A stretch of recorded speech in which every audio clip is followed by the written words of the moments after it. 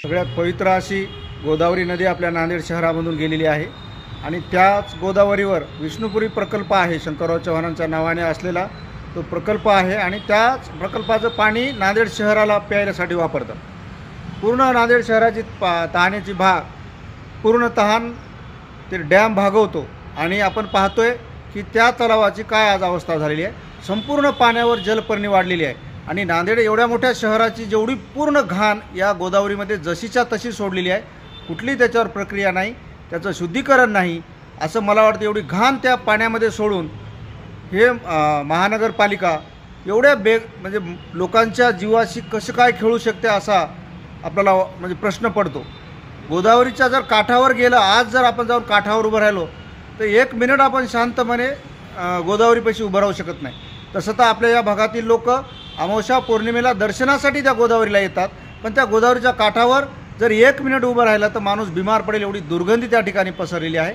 पाणी वापरण्यासारखं नाही, पाण्याच्या नदीच्या पात्रामध्ये जाऊन एखादा मिनिट आपण त्याच्यामध्ये उभं राहावं असं सुद्धा आज पाणी नाही आहे।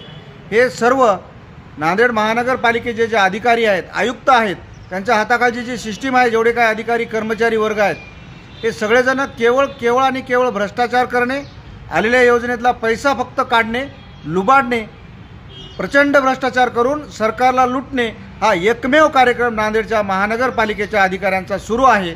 सध्याला कुठल्याही स्थानिक स्वराज्य संस्थांच्या निवडणुका झाल्या नाही, त्यामुळे 100% अधिकार हा प्रशासनाकडे आहे आणि प्रशासन आज हे अधिकारी चालवत आहेत आणि अधिकारी फक्त आणि फक्त लुटण्याच्यासाठी तिथं काम करत आहेत। त्यांच्यावर कुणाचाही वचक नाही, सरकारला घाबरत नाहीत आणि आता नगरसेवक नाहीत किंवा नगराध्यक्ष नाही किंवा सरकारी यंत्रणा आज महानगरपालिकेवर नाही, हे कुणालाही घाबरत नाही।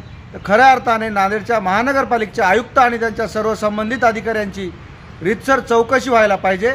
एवढं गोदावरीचं पवित्र असं धार्मिक स्थळ आहे नांदेड।